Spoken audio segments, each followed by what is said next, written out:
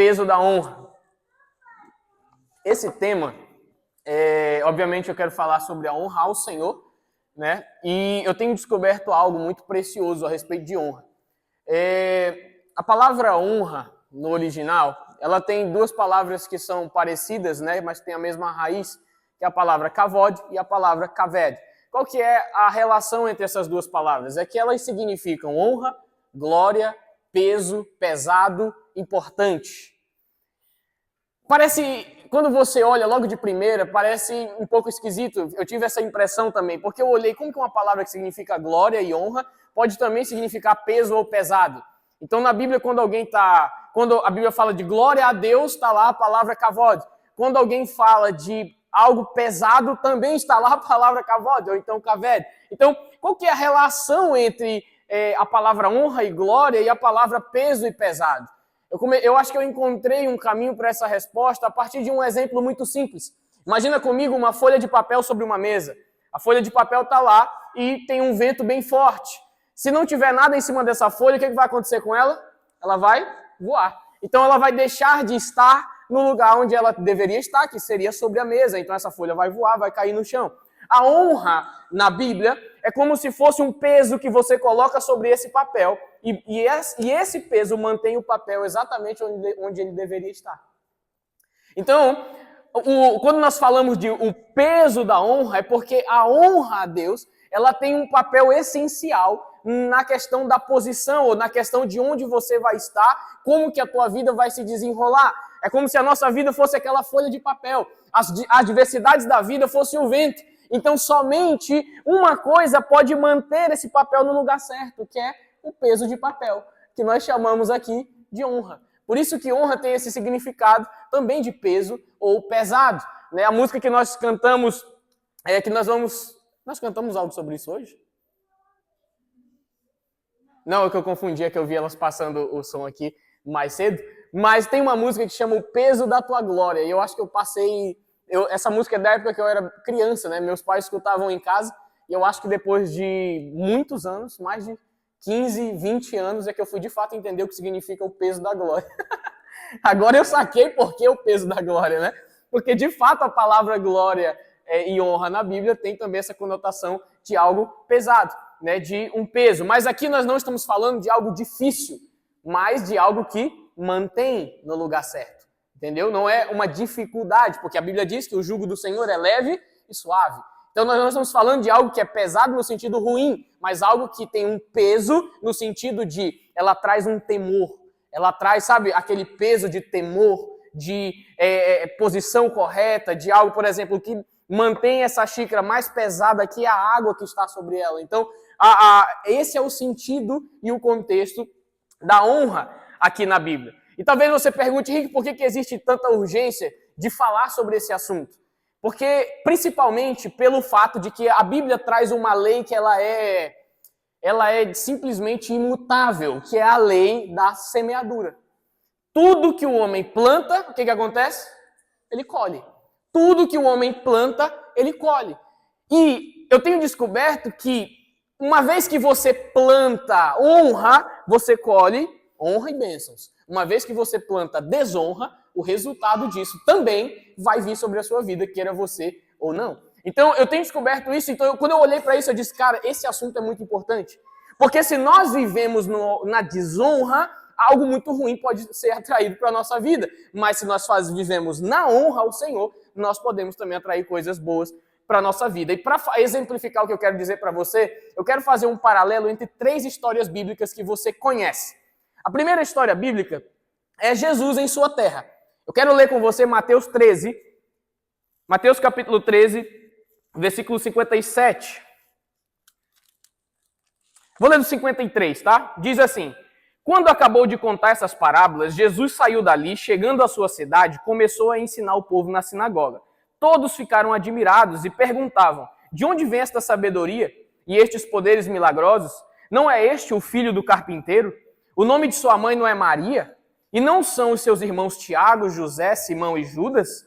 Não estão conosco todas as suas irmãs? De onde, pois, ele obteve todas essas coisas? Olha só. E ficavam escandalizados por causa dele. Mas Jesus lhes disse, só em sua própria terra e em sua própria casa é que um profeta não tem honra. E não realizou muitos milagres ali por causa da incredulidade deles. Primeira história. O que nós observamos nessa história aqui? Vamos lá, Jesus está na terra dele, as pessoas começam a olhar para Jesus, e ao invés de ficarem felizes, porque Jesus estava trazendo algo absurdo, né? Um poder absurdo, ele estava literalmente manifestando o reino de Deus, ele estava literalmente se autoproclamando o Messias esperado. Então, o povo na terra de Jesus deveria facilmente olhar para Jesus e dizer, uau, olha só, nós tivemos o privilégio de ver esse cara crescendo aqui conosco. Você vê a questão da perspectiva? Mas não, o que eles fazem? Eles olham e dizem assim, ué, eu não vi esse menino crescer? Eu não vi esse menino crescer aqui entre nós? Como que pode? De onde que vem essa sabedoria? De onde que vem essas coisas? O que eles começam a fazer? Desonrar. Porque o próprio Jesus diz, um profeta não tem honra na sua própria terra. Então eles começam a desonrar. Primeiro aspecto, primeira coisa que acontece aqui nessa história é a desonra. E o que a desonra gera? Insensibilidade. Por que insensibilidade? Porque eles não tiveram a sensibilidade de perceber o que estava acontecendo diante dos próprios olhos. Segue essa linha comigo, presta atenção. A desonra gera insensibilidade. E a insensibilidade vai gerar mais uma coisa, a crítica. Então, eles não foram só insensíveis, eles começam a olhar e começam a criticar. E aí vem o quarto aspecto, que é o pior de todos. Porque uma vez que a desonra, ela gerou a insensibilidade, ela gerou a crítica, sabe o que acontece depois? Esterilidade. Como assim esterilidade? Você viu o final do versículo? Jesus não pôde fazer muitos milagres ali, por causa da incredulidade deles. Por que Jesus não fez milagre? Porque ele não era poderoso? Não, Jesus é poderoso. Porque simplesmente ele não quis? Não. Mas por quê? Por causa da incredulidade. A desonra, a insensibilidade e a crítica. Essas quatro coisas impediram Jesus de, na terra dele, exercer milagres. Porque não honraram quem Jesus de fato é. Você percebe que a desonra ela começa a gerar uma sequência de coisas ruins? Então vamos melhorar ainda mais o nosso entendimento.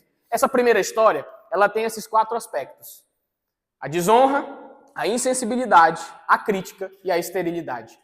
Segunda história, você vai encontrar a mesma coisa. Davi e Mical. A história é o seguinte, a Arca da Aliança era a presença de Deus. Os filisteus roubaram a Arca da Aliança e levaram ela. Davi recuperou a Arca da Aliança. Como rei, batalhou, recuperou a Arca. Davi está voltando com a Arca da Aliança para a terra de Israel.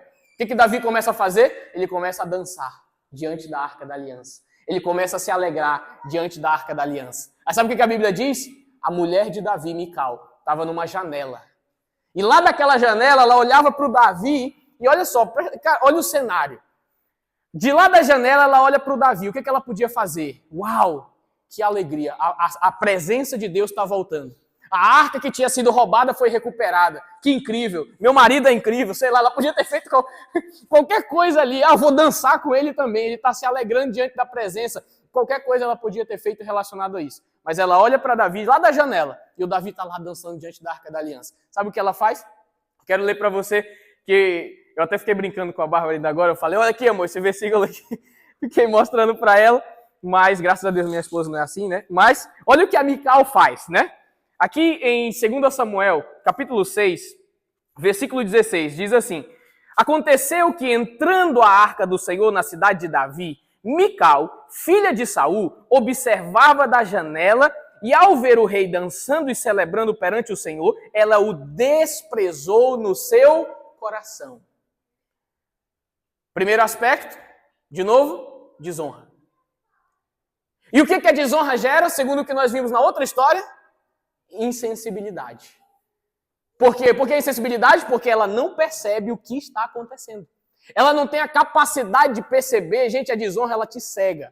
Você fica sem a capacidade de perceber o que de fato está acontecendo à sua volta. E aí, essa insensibilidade, ela leva ao outro estágio, que é o quê? A crítica. O que Mical fez com Davi? Desprezou ele no seu coração. E aí a história ela fica ainda mais pior, porque Davi, ele traz a arca, ele se alegra com as pessoas, e agora imagina o cenário, versículo 20, olha só, voltando Davi para casa, para abençoar a sua família. Gente, olha isso. Davi estava se alegrando diante da Arca da Aliança, ele abençoa o povo, ele traz a arca de volta, o cara está feliz, está cheio do Espírito Santo. E aí ele pensa assim, vou para casa e vou abençoar minha família. Mentalidade totalmente correta. E aí ele vai para ele diz assim, voltando Davi para casa, olha o que acontece. Mical, filha de Saul, saindo ao seu encontro, e lhe disse, como o rei de Israel se destacou hoje, tirando o manto na frente das escravas e seus servos, como um homem vulgar. Mas a resposta de Davi, eu acho fantástica. Ele diz assim, mas Davi disse a Mical, foi perante o Senhor que eu dancei, perante aquele que me escolheu no lugar do seu pai e em lugar de qualquer outro da família dele, quando me designou soberano sobre o povo do Senhor, sobre Israel. Perante o Senhor celebrei, e me rebaixarei ainda mais, e me humilharei diante dos meus próprios olhos, mas serei honrado por essas escravas que você mencionou. Olha só o final. Até o dia de sua morte, Mical, filha de Saul, jamais teve filhos. Vamos lá. O aspecto primeiro era espiritual. O aspecto segundo é espiritual e literal. Porque a desonra de Mical tornou ela insensível, ela não percebe o que está acontecendo. Isso leva ela ao altar da crítica. E isso torna ela estéril. Guarde isso aqui, todo crítico é estéril. Em alguma área, todo crítico é estéril. Porque a crítica gera esterilidade. O altar da desonra e da crítica gera esterilidade. Nós precisamos entender isso de um jeito muito intenso. Porque a desonra gera catástrofe total na vida de uma pessoa. Eu acho muito interessante a resposta de Davi, cara. Davi basicamente joga uma verdade na cara dela, mas isso é muito poderoso. Porque é como se Davi estivesse dizendo, sabe o teu pai que Deus rejeitou? Pois é, Deus me colocou no lugar dele. Foi diante desse Senhor que eu estava dançando. É diante desse cara que eu estava me alegrando. Aquele que me escolheu no lugar do teu próprio pai e da tua família. É basicamente Davi dizendo que tu devia estar honrando isso e não criticando. Só que a insensibilidade dela leva ela para o altar da crítica. E o altar da crítica torna a pessoa estéril. Faz sentido, sim ou não? Nós precisamos, gente, entender isso. Isso é uma verdade forte, mas nós precisamos entender isso. Eu tenho entendido isso. Nós não podemos deixar que o altar da desonra e da crítica nos torne estéril. Paralelo a essas duas histórias, as mesmas características. Terceira história, e aí a gente vai mixar tudo. Qual que é a terceira história que eu quero usar? Que nós vamos ver essas mesmas características. A desonra gerando insensibilidade, que gerou crítica e em seguida gerou esterilidade. A segunda história é a história da mulher pecadora. Olha, observa comigo. Teve um fariseu que ele convidou Jesus para comer na sua casa. A Bíblia diz que Jesus sentou à mesa, Jesus estava lá. E uma mulher ouviu falar que Jesus estava na cidade. Então essa mulher, ela pegou e ela foi até a casa do fariseu. E ela chega até Jesus e essa mulher começa a chorar aos pés de Jesus. E a Bíblia diz que ela começa a molhar os pés de Jesus com as suas lágrimas. E ela começa a enxugar os pés de Jesus com os seus cabelos. E ela derrama óleo sobre os pés de Jesus e unge Jesus, honrando Jesus num nível absurdo. Qualquer crente comum, na verdade, deveria olhar para essa situação e dizer, top, incrível, uma mulher está se arrependendo, uma mulher está honrando Jesus, sim ou não? Situação top. Sabe o que o fariseu fez? Ele olhou para a situação e disse assim, se este homem fosse profeta, ele saberia quem está lhe tocando. Uma mulher pecadora. Primeiro aspecto, insensibilidade. A desonra gera o quê? Insensibilidade. Que gera o quê? Crítica. Agora, olha o desenrolar da história. Jesus, conhecendo o coração do fariseu, Jesus vai lá e faz uma pergunta para ele. Jesus fala assim, olha, Simão, o nome dele era Simão, ele fala assim, Simão, conta uma parábola, havia duas pessoas. Um devia 500 denários, o outro devia 50. E aí o homem a quem eles deviam perdoou a dívida dos dois. Qual dos dois vai amar mais? Qual dos dois vai ficar mais feliz, mais contente, nas minhas palavras? Ele pergunta para o Simão.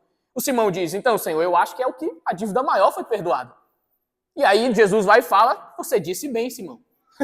Você disse bem, realmente é o que teve a maior dívida.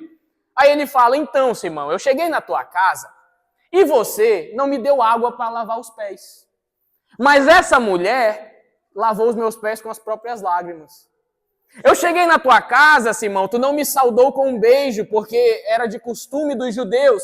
E aí ele diz, mas esta mulher está beijando os meus pés. Aí ele fala, eu cheguei na tua casa, tu não me ungiu com óleo, mas essa mulher está me ungindo. Aí ele fala bem assim, quem muito foi perdoado, muito ama. E aí ele olha para aquela mulher e diz assim, os teus pecados estão perdoados. E aí todo mundo na sala fica pensando, quem é este que tem autoridade para perdoar pecados? Agora vamos voltar e os 4 aspectos na mesma história. O homem convida Jesus para a casa dele, mas ele desonra Jesus. E a desonra torna ele insensível. Ele não percebe o que está acontecendo à volta dele. O que está acontecendo ali, ele não percebe. E muito pelo contrário, ele se torna um crítico. Ele até fica olhando e dizendo, se esse cara fosse profeta mesmo, ele ia saber quem está tocando nele, ele ia saber da índole dessa mulher. Crítico. O que isso gerou na vida dele? Esterilidade. Como assim, Henrique? Como que a esterilidade se manifestou na vida desse cara? Quem foi a pessoa que saiu salva de lá? Quem foi a pessoa que saiu justificada da casa dele? Ele ou aquela mulher? A mulher. Quem honrou Jesus naquela casa? Ele ou a mulher? A mulher. Então, de uma forma muito simples, eu te mostrei 3 histórias que você encontra as mesmas características. A desonra gerando insensibilidade, que gera crítica, que gera esterilidade. E eu volto de novo na mesma frase que eu falei. E aí, você está falando de quê? Você está falando de honrar Jesus ou de honrar também alguma pessoa? Eu estou falando dos dois. Porque honrar Jesus, obviamente, é a principal coisa. Só que quando eu honro Jesus, eu honro o que Jesus faz. E o que Jesus faz, muitas vezes, envolve pessoas. Porque muitas vezes Jesus está usando uma pessoa do teu lado para fazer alguma coisa. E quando você desonra isso, você desonra a Cristo e a pessoa. A Bíblia diz que eu não posso amar a Deus que eu não vejo se eu não amar o meu irmão que eu vejo. Eu aplico a mesma coisa na questão da honra. Não tem como você dizer que honra a Deus, mas não honra o que Deus está fazendo na vida da pessoa ao seu lado. Eu quero te falar uma coisa, isso é muito precioso, gente, nós entendermos. O altar da crítica, o altar da desonra, ele te torna estéril. Todo crítico é estéril. Quer um exemplo simples do nosso dia a dia? A internet. A internet é um submundo de desonra e crítica. Tem gente que vive na internet para criticar os outros.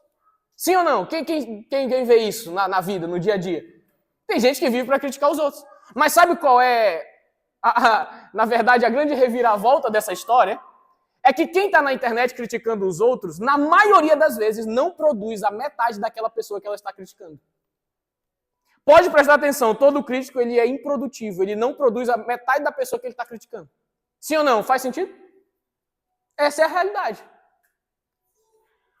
E por que eu estou te falando tudo isso? Porque nós precisamos entender que assim como a honra a Deus e a honra ao que Ele está fazendo gera bênçãos, a desonra é um perigo muito sério.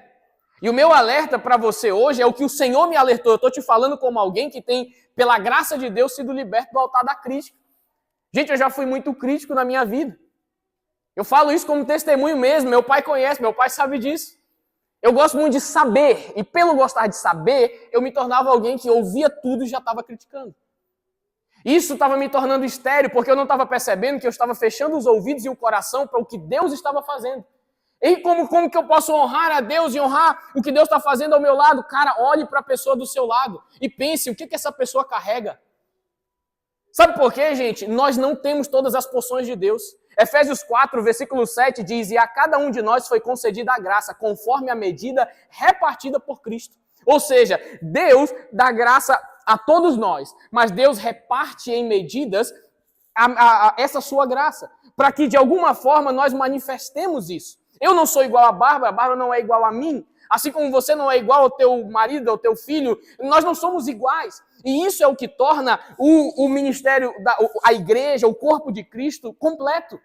Porque a sabedoria de Deus, ela age diferente em cada um. A graça de Deus age diferente em cada um. Agora pense comigo, imagine se eu for para o altar da crítica e da desonra e não perceber o que Deus está fazendo na pessoa do meu lado. Onde isso vai me levar? Esterilidade. Em alguma área, nós deixamos de crescer quando vivemos no altar da desonra e da crítica. Nós sempre deixamos de crescer quando vivemos no altar da desonra e da crítica. E eu tenho descoberto isso de um jeito muito intenso, sabe, na minha vida. Porque eu era o cara que eu criticava a pregação dos outros, a forma que os outros lidavam com o ministério, a célula do outro, o discipulado do outro, a roupa do outro, tudo, literalmente tudo. E eu comecei a perceber que realmente eu era improdutivo. O crítico, ele é estéril, ele não produz a metade da pessoa que ele está criticando. E tem muita gente vivendo assim, principalmente na internet. E eu estou falando isso para você como igreja, porque, como eu disse, a lei da semeadura, ela é irrevogável. Uma vez que você semeia a honra, você vai adquirir essa colheita. Mas uma vez que você semeia a desonra, você também vai fazer uma colheita disso. Então, o maior conselho que eu te dou sobre honra hoje é, primeiro, honre a Deus, obviamente. Mas honre o que Deus está fazendo. E o que Deus está fazendo tem a ver com a pessoa do teu lado. O que Deus está fazendo na pessoa do teu lado? Eu olho para o meu pai hoje, eu sempre tenho pensado assim, dizendo, cara, qual que é a mensagem que Deus tem dado para o meu pai? Esse tem sido uma coisa que eu tenho cobrado de mim mesmo. E eu dou o mesmo conselho para você. Olhe para a pessoa do lado e diga, cara, quais as qualidades dessa pessoa? O que Deus tem dado para essa pessoa que eu posso de fato honrar isso?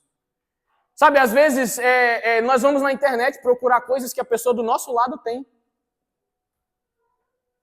E eu falo com você, eu já fui assim. A pessoa do nosso lado tem. Às vezes nós temos a síndrome sei lá, não sei nem qual é o nome dessa síndrome, mas às vezes você está tipo numa igreja, mas a igreja do outro é melhor. Você está num ministério, mas o ministério do outro é melhor. Você está fazendo alguma coisa, mas não, você nunca consegue olhar e reconhecer o que está sendo feito diante dos seus olhos. E eu falo isso, gente, isso é precioso de se entender. Se nós entendemos que isso é uma pérola, nós honramos a Deus e o que Deus está fazendo. E o que Deus está fazendo envolve a pessoa do meu lado. E se nós fizermos isso, eu tenho certeza que chuva de bênçãos caem sobre a nossa vida. E agora, se você me perguntar, então, como honrar o Senhor, Henrique? Como que eu honro a Deus, então? Eu quero usar o próprio exemplo de Davi, mas eu quero que você diga bem forte comigo, respeitando a presença. O que foi que desrespeitaram em Jesus na terra dele? A presença dele. Jesus estava lá, desrespeitaram a presença, Jesus não fez nada. Por quê? Porque a desonra empatou Jesus de fazer alguma coisa ali. Então desonraram a presença dele lá. Então o primeiro ponto que eu queria dizer para você de como honrar o Senhor é honrando a sua presença. E o exemplo que eu quero dar para você é o próprio Davi. Gente, olha para Mical estava criticando, o que Davi estava fazendo? Honrando a presença. Enquanto Mical criticava, enquanto o crítico estava lá, produzindo nada diante de Deus, Davi estava dançando. E quando eles conversam, ele diz, é diante do Senhor que eu estou dançando, não é diante de você, não. Não é diante do reino, não é diante do fulano, do ciclano, não. Ele falou, eu estou dançando para o Senhor, que me estabeleceu como rei. Olha a mentalidade do cara. Tipo assim, cara, eu não estou preocupado no que você está achando, no que o fulano está achando, no que o reino está achando, não. Eu estou preocupado em ministrar diante do Senhor. Uma das maiores coisas que a pessoa que honra a Deus faz, gente, é olhar para Jesus. Olhar para Jesus. Então, respeitar a presença é uma das formas de honrar o Senhor. E o exemplo disso é o próprio Davi. E eu, uma vez, ainda adolescente, eu lembro que eu me fiz... Foi uma pergunta que veio na minha mente, eu acho que foi o Senhor que trouxe, que eu comecei a me perguntar assim, e se Jesus estivesse em carne e osso aqui, qual seria a minha reação? Faço essa mesma pergunta para você. Se Jesus estivesse em carne e osso sentado aqui nessa cadeira, qual seria a tua reação? Se você soubesse que Jesus toda semana vem aqui no culto, no hotel, ele senta aqui na cadeira, toda semana, qual seria a tua reação? Cara, vou falar por mim. Eu talvez, não sei, né, mas provavelmente seria uma daquelas pessoas que deixa tudo e segue Jesus. Eu não sei, né? Eu não sei se você pode dizer isso, mas, cara, eu não sei o que eu faria, velho. Se Jesus aparecesse assim e simplesmente ele vai para ali, eu vou com ele. Ele vai pro banheiro, eu vou atrás dele. Sabe, cara, é Jesus, cara. É Jesus. Aquele por qual nós temos perdido a nossa vida e achado vida verdadeira. Só que a pergunta que veio no meu coração é, beleza, se Jesus em carne e osso estivesse aqui, eu seria capaz de fazer loucuras para segui-lo? Por que não fazemos isso com o Espírito Santo? Que também é Deus e está na terra. E Jesus deixou ele para estar conosco. Francis Chan tem um livro que é Espírito Santo, Deus Esquecido. Esse é o tema do livro. Por quê? Ele argumenta basicamente isso.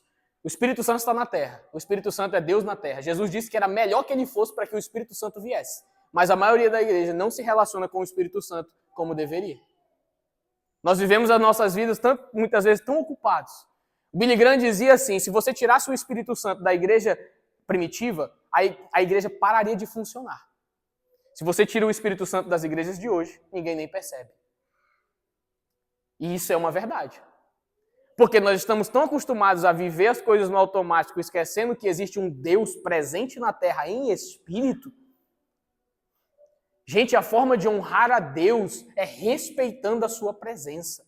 E a sua presença está em todos os lugares, mas ela se manifesta principalmente em ambientes de honra, a sua presença. Em ambientes que há expectativa da presença. Não estou falando que isso é uma regra exposta na Bíblia lá. Não, Deus só se manifesta quando existe isso. Não, estou dizendo que, principalmente baseado nas experiências com Deus, é um padrão de manifestação. Deus costuma se manifestar onde há expectativa e honra a sua presença. Imagina se nós nos tornamos uma igreja, como eu sempre digo, anfitriã da presença. Meu maior desejo nessa vida é, como participante de uma igreja, é que a nossa igreja seja uma anfitriã da presença. Porque a presença de Deus, ela cura, ela transforma, ela restaura. A presença de Deus é capaz de fazer coisas, gente, que você nem imagina. E eu tenho certeza que a única forma de nós gerarmos nessa cidade uma igreja madura, uma igreja forte, uma igreja saudável, é através de cultivar um relacionamento com a presença. Um lugar que ama a presença. Um lugar que não está olhando para coisas, um lugar que está com os olhos em Jesus. Olhando para Cristo, contemplando a Cristo. Sabe, esse é o grande segredo. Então, como honrar o Senhor de forma prática? Eu vou te dar 4 formas de honrar o Senhor de forma bem prática. A primeira, adoração com música. A segunda, oração e jejum. E a terceira, essas 3 formas, né? Testemunho. A primeira, adoração com música. Vamos falar de adoração com música. A Bíblia diz, em Efésios capítulo 5, não se embriaguem com o vinho, que leva à libertinagem, mas deixem-se encher pelo Espírito Santo, falando entre si com salmos, hinos e cânticos espirituais, cantando e louvando de todo o coração ao Senhor. Gente, com muito carinho, com muito amor, eu queria dizer para você, não deixe de adorar o Senhor em momentos de música na igreja. Não deixe. Sabe, gente, eu sempre gostei muito da adoração, mas teve um dia que virou uma chave na minha cabeça. Foi quando eu fui no Maracanã ver o Flamengo jogar. Como vocês sabem, eu sou flamenguista, muito flamenguista, por sinal. E aí eu fui no Maracanã. Gente, se você ver os meus vídeos no Maracanã, você vai se assustar. Porque foi minha primeira vez num estádio de futebol e foi a primeira vez vendo o meu Flamengo, que eu acompanho desde criança. Então, cara, eu tava muito empolgado. E meu amigo, eu gritava, eu fazia tudo e tal. E depois eu estava assistindo os vídeos. Eu postei alguns e tal, eu estava assistindo. Mas naquele dia o Espírito Santo falou comigo. Ele disse, Henrique, tu percebe a facilidade que você tem de se empolgar na presença do Flamengo? Eu falei, Ele falou, imagina se você se empolgasse desse jeito na minha presença. Aí eu me quebrei, né, cara? Aí as minhas pernas quebraram. E aí eu fiz um voto com Deus. Eu disse, Deus, nunca mais eu vou ser apático num momento de adoração.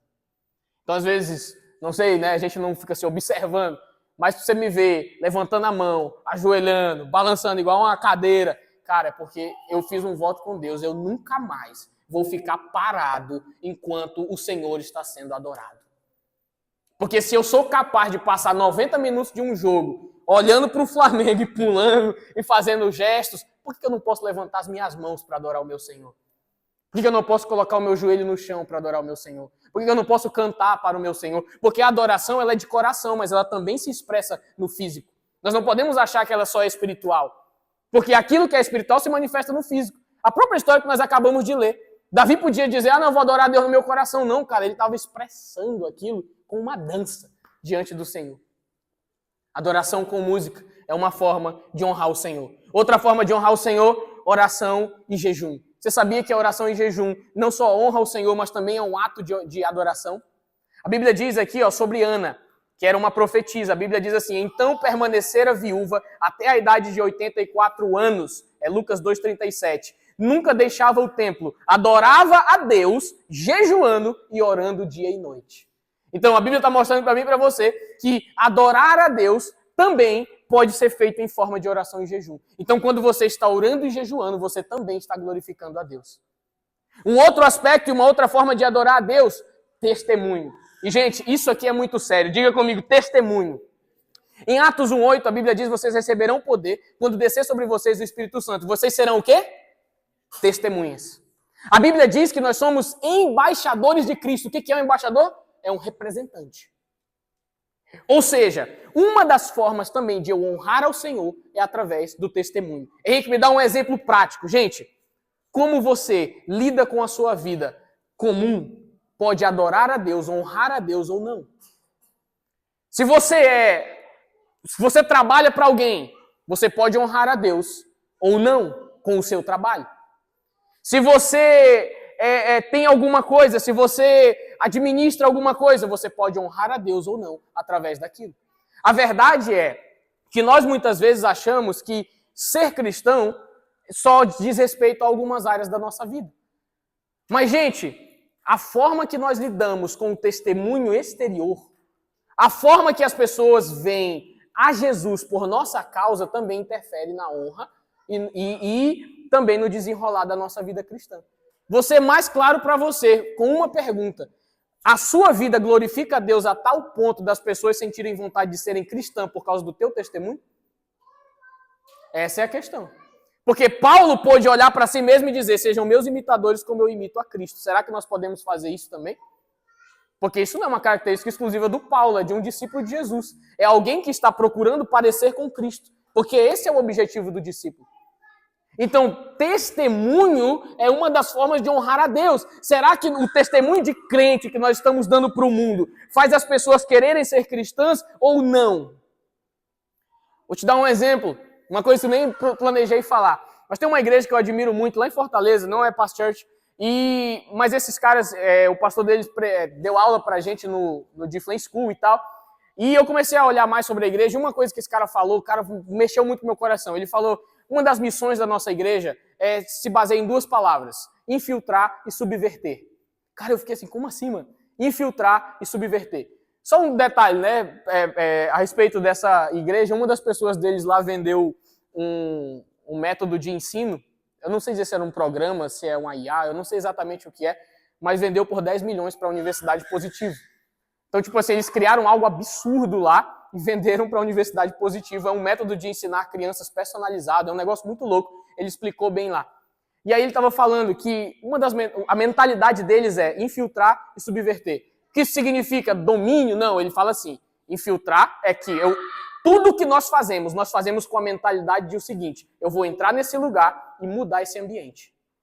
Se era um ambiente zoado, ele vai ser impactado de alguma forma. Qual é o exemplo disso? Jesus. Quem fez isso? Jesus. Quem fez isso? Os apóstolos. Todo cristão ele tem essa responsabilidade, infiltrar e subverter. Sabe quem faz isso muito bem e vocês veem isso diante dos olhos de vocês? Os árabes. Eles infiltram e subvertem. A maioria deles. Quem é dono dos maiores negócios da cidade aqui, das coisas, aqui no Paraguai mesmo? Quem está sempre no topo do negócio?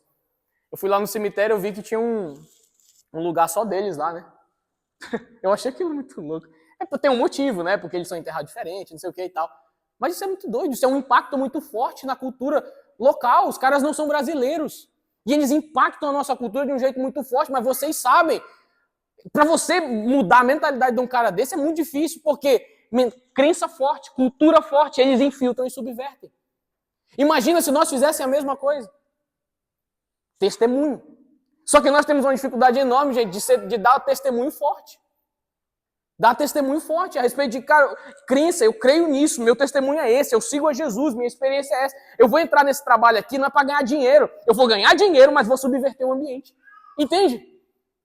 Eu vou entrar nessa faculdade aqui, eu vou me formar, vou crescer e tal, mas eu vou entrar aqui, eu vou colher todos os frutos de estar aqui, mas eu estou aqui para subverter o ambiente.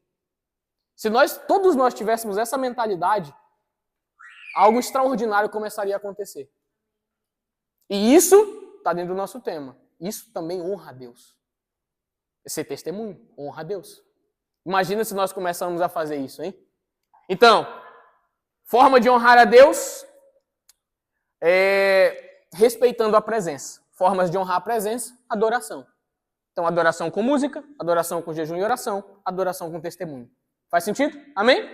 Caminhando para o nosso final, para terminar. Segunda forma e última de adorar a Deus, amizade com Deus. Algo muito simples. Amizade com Deus. Eu tenho descoberto na minha vida que a melhor coisa que um ser humano pode ter, de fato, é ser amigo de Deus. E isso não é força de expressão. Abraão, um dos homens mais abençoados nessa terra, é chamado de amigo de Deus. Ele é profeta, e o profeta é amigo de Deus. Então a amizade com Deus é uma forma de honrar a Deus. Como que a amizade com Deus honra ele, Henrique? Porque nós honramos o sacrifício, o motivo do sacrifício. E qual foi o motivo do sacrifício de Jesus? Romanos 5:1. Tendo sido, pois, justificado pela fé, temos paz com Deus por nosso Senhor Jesus Cristo. Qual o objetivo do sacrifício? Trazer o homem de volta para o lugar de relacionamento. Levar o homem de volta para o lugar que ele nunca deveria ter saído.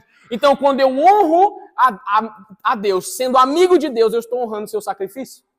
Faz sentido? Amém? Nós cantamos...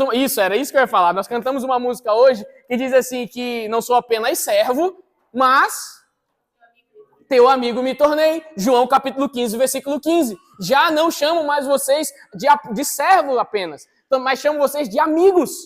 Então a amizade com Deus é um chamado para todos nós, para sentarmos na mesa de Jesus, para estarmos com Ele. E eu queria te trazer uma perspectiva sobre a amizade. Gente, amizade é importante. Amizade de pessoas é importante. O ser humano foi feito para viver em comunidade. Nós fomos feitos para viver em comunidade. Mas uma coisa que eu e você sabemos sobre a amizade é que amizades humanas são imperfeitas. Elas não são totalmente perfeitas. É totalmente possível alguém ser muito teu amigo, mas falhar contigo, sim ou não? É normal. Isso acontece. Não, porque o ser humano é imperfeito. Só que existe um nível de amizade que é absurdo, que é o nível de amizade entre o homem e Deus. O Augusto Cury fala uma coisa a respeito da amizade de Jesus que mexe muito comigo, eu acho muito interessante. Ele fala que é assustador a reação de Jesus com Judas. Por quê? Porque, naturalmente, pelo menos segundo a ciência, existem duas formas de você reagir a uma traição. Quando o ser humano ele é traído, ele reage basicamente, isso é uma máxima, de duas formas. Ele age com muita agressividade, ele fica chocado, então ele age com muita agressividade porque foi traído. Ou ele recua timidamente. Ele fica em silêncio, ele fica em choque, ele não consegue reagir, ele não consegue falar. Então essas são as duas características bem prováveis, segundo Augusto Cury, de reação a uma traição. E ele fala que Jesus é chocante. Porque a reação de Jesus, ela quebra todas as leis. Ela quebra se qualquer estudioso que fosse dizer qual a reação que esse homem vai ter agora, ninguém chutaria o que Jesus fez. Porque Jesus, diante do seu traidor, ele nem recua timidamente e ele nem ataca ferozmente. Ele diz bem assim: amigo, o que te traz aqui? Olha esse cara. Olha esse cara, ele olha para o traidor e diz: amigo, o que te traz aqui? Segundo Augusto Cury, ele exalta o traidor. Ele exalta o traidor à posição de amigo. Ele chama o traidor, que deveria ser chamado de traidor na lógica, de amigo. Ele o exalta. Isso é chocante. E isso não é uma coisa com Judas. Isso fala de todos nós. Porque uma vez que o homem caiu, nós falamos disso semana passada, é o homem virando as costas para Deus, é o homem dizendo que quer governar a própria vida. Quantas vezes eu falo por mim mesmo, eu ou você, quando nós olhamos para nós vemos muitas vezes situações que nós viramos as costas para Deus, que nós traímos a Deus com atitudes, com situações que nós deixamos de lado Ele. Mas o mais chocante disso é Jesus ainda estar lá e dizer: amigo, o que te traz aqui? Amigo. Quando nós entendemos isso, nós percebemos que a amizade com Deus é algo extraordinário. É algo extraordinário. E o convite de Deus para mim e para você hoje é: cara, honre a mim com a sua amizade. Honre a mim com a sua vida, com a sua amizade, com o seu testemunho, com a oração e o jejum, respeitando a presença. Meu maior intuito com essa mensagem hoje foi trazer para cada um de nós aqui uma mentalidade de: existe um poder na honra. Existe um poder em honrar a Deus e honrar o que Deus está fazendo. Até mesmo quando isso significa honrar o que Deus está fazendo na pessoa ao meu lado. Existe um poder na honra. E existe uma consequência na desonra. Que essa consequência de desonra nunca caia sobre nós.